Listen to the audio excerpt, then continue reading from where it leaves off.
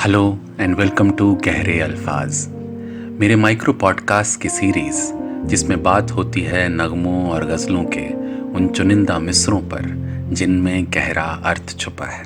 Lines that make you think. गहरे अल्फाज। आज के हमारे अल्फाज हैं टिक टिकाती सुइयाँ, घड़ी की रुकती ही नहीं, रस्सियाँ ये वक्त की गले से खुलती ही नहीं। जी हाँ, आप में से काफ़ी लोगों को याद आ गया होगा कि ये गुलजार साहब के लिखे नगमे दौड़ा दौड़ा भागा भागा सा के स्टेंजा की एक लाइन है। उफ, हमारी मॉडर्न शहरी ज़िंदगी को एक्सप्लेन करती हुई क्या कमाल की एनालॉजी है।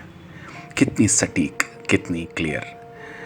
देखिए, इन दिनों हमारी ज़िंदगी को घड़ियाँ ही गवर्न करती हैं, राउंड द क्लॉक।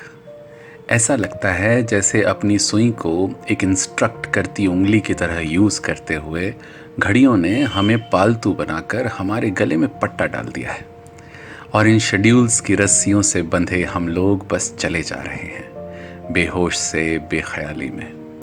और मज़े की बात यह है कि इन रस्सियों को खोल दिया जाए तो हमें समझ ही नहीं आता कि अब क्या करें। हम कटी पतंग की तरह बस इधर उधर भटकते अटकते रह जाते हैं, और फिर हम वापस उन बेड़ियों में जाने के लिए बेचैन हो जाते हैं, क्योंकि अब हमें चेंड होकर ही चैन आता है। ये बिल्कुल ऐसा है जैसे पंछी को पिंजरे से प्यार हो जाए।